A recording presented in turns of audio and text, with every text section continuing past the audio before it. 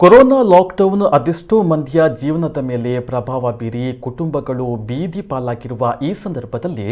ದಕ್ಷಿಣ ಕನ್ನಡ ಜಿಲ್ಲೆಯ ಬಂಟ್ವಾಳ ತಾಲೂಕಿನ ಕುಗ್ರಾಮಗಳ ಪಟ್ಟಿಯಲ್ಲಿರುವಂತಹ ಮುಲ್ಲಾರ ಪಟ್ಟಣದ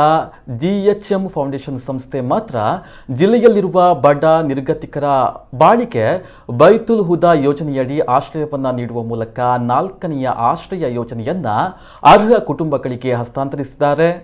ಜಿಎಚ್ಎಂ ಫೌಂಡೇಶನ್ ಸಂಸ್ಥೆಯ ಸದಸ್ಯರು ವಿದೇಶದಲ್ಲಿ ದುಡಿದು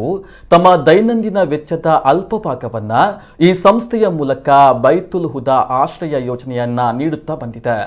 ಇದೀಗ 3ನೇ ಬೈತುಲ್ ಹುದಾ ಆಶ್ರಯ ಯೋಜನೆ ಹಾಗೂ ಬೈತುಲ್ ಹುದಾ ನವೀಕೃತ ಮನೆಯ ಹಸ್ತಾಂತರ ಮಾತ್ರವಲ್ಲದೆ ಅರ್ಹ ಫಲಾನುಭವಿಗಳಿಗೆ ಸಹಾಯಧನ ವಿತರಣೆಯನ್ನ ಚೊಕ್ಕಬೆಟ್ಟು ಮಸೀದಿಯ ಮುದರಿಸ್ ಅಬ್ದುಲ್ ಅಜೀಜ್ ದಾರಿಮಿ ನೆರವೇರಿಸಿದರು.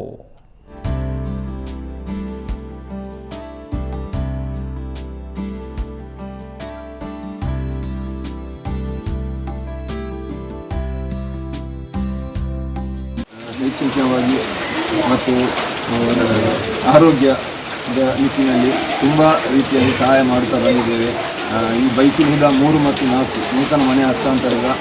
ನಮಗೆ ಬೆನ್ನೆಲುಬಾಗಿ ನಿಂತಹ ಎಲ್ಲ ನಮ್ಮ ಸದಸ್ಯರಿಗೂ ಹಾಗೂ ನಮ್ಮ